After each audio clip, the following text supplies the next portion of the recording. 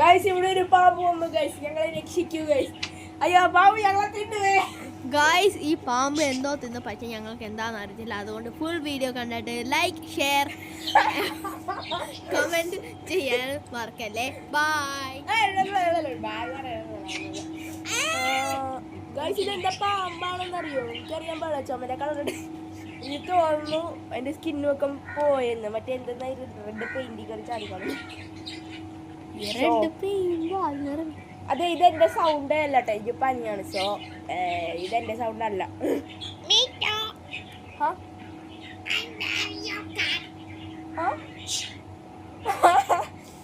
Okay guys, എന്താ പറയാനുള്ളത് എനിക്കെന്തോ അറിയാം. സോ ഗൈസ്, ഈ പാമ്പിനെ കൊല്ലാൻ എന്തെങ്കിലും ഒരു ഐഡിയ തരുമോ? ഇതിപ്പോഴും ഈ രാത്രി സമയത്ത് ഇവിടെ ഉണ്ട്. അതെന്താന്ന് ചെയ്യണമെന്ന് പറയാമോ? ടാറ്റാ. സോ അവൻ പറഞ്ഞതുപോലെ പാമ്പ് ഇവിടെ ഉണ്ട്. എവിടെയാണെന്ന് അറിയാൻ പാടില്ല. മീഡിയ അവൻ്റെ തലയിൽ കാണും, ലൈക്ക് ഇൻസൈഡ് ഹെഡ്. അതുകൊണ്ടായിരിക്കും അവന് ബുദ്ധിയൊന്നും കിട്ടാത്തത്.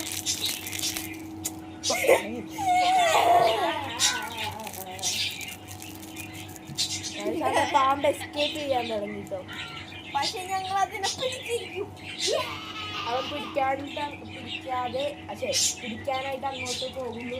പാമ്പ് ഫ്രണ്ടിൽ. അവനൊരു ഭയങ്കര പാമ്പ് പിടുത്തക്കാരനാണ്. പാമ്പ് പിടുത്തക്കാരനല്ല, പാമ്പിനെ കണ്ടായ ഈ ഓടുന്നൊരു പേര് പറഞ്ഞു.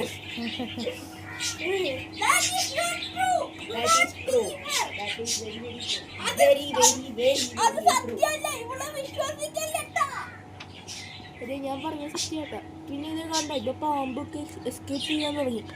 ആ പാമ്പിനോട് സാധനത്തിനെ തിന്ന് വായിന്ന് തുപ്പി.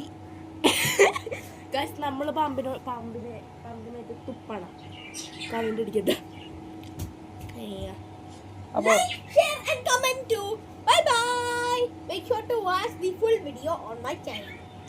ഫുൾ വീഡിയോ ഒന്നും ഇട്ടിട്ടില്ല കേട്ടോ, വെറുതെ പറയണേ. ഇതാണ് ഫുൾ വീഡിയോ.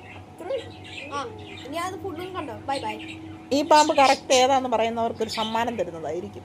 സമ്മാനം എന്തായിരിക്കും? ഒരു ഡോണോ. കാരണം എന്നെ കൊണ്ടൊന്നും വയ്യ. നിങ്ങളുടെ വീട്ടിൽ വന്നിട്ട് എനിക്ക് പ്രൈസ് തരാം. പിന്നെ നല്ല നല്ല കമന്റുകൾ ഇടുക. പാമ്പിന്റെ പേര് മെൻഷൻ ചെയ്യുക. കറക്റ്റ് ആയിരിക്കണം മെൻഷനിങ്.